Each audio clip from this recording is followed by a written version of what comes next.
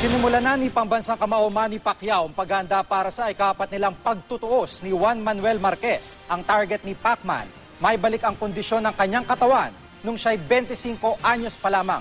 Mula sa General Santos City, nakatutok live si Mark Zambrano. Mark? Jiggy, usap-usapan pa rin lalo sa mga tagahanga ni 8th Division World Champion Manny Pacquiao ang hirap na inaabot niya tuwing makakatapat si Juan Manuel Marquez. Pero ngayon, alam na raw ni Pacquiao ang susi para pulbusin si Marquez sa ika-4 nilang pagtutuos sa Disyembre. Aminado si Sarangani Representative Manny Pacquiao na hindi magiging madali ang ika-4 na sagupaan nila ng dinamita ng Mexico na si Juan Manuel Marquez. Sa kanilang unang 3 pagtatapat, tila naging palaisipan para kay Pacquiao ang opensa ni Marquez na kinikilala bilang isa sa pinakamahusay na counterpuncher. Kaya sa maagang umpisa ng kanyang conditioning training dito sa General Santos City, may nais makuha ang pambansang kamao. Gusto ko lang maaga at gusto ko kasi makuha yung galaw ko nung 25 years old ako, 26 years old ako.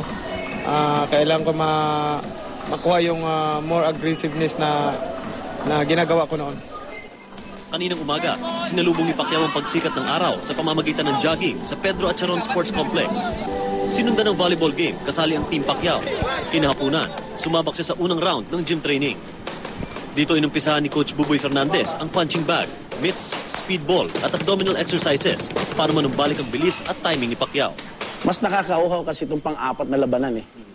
Ito yung matinding inaabangan mo dahil nga yung last fight nga namin doon kay Bradley, medyo sinabi ng tao, iba na daw, wala na daw lakas, iba na yung galaw, nawala na yung pagka isang leon na gutom.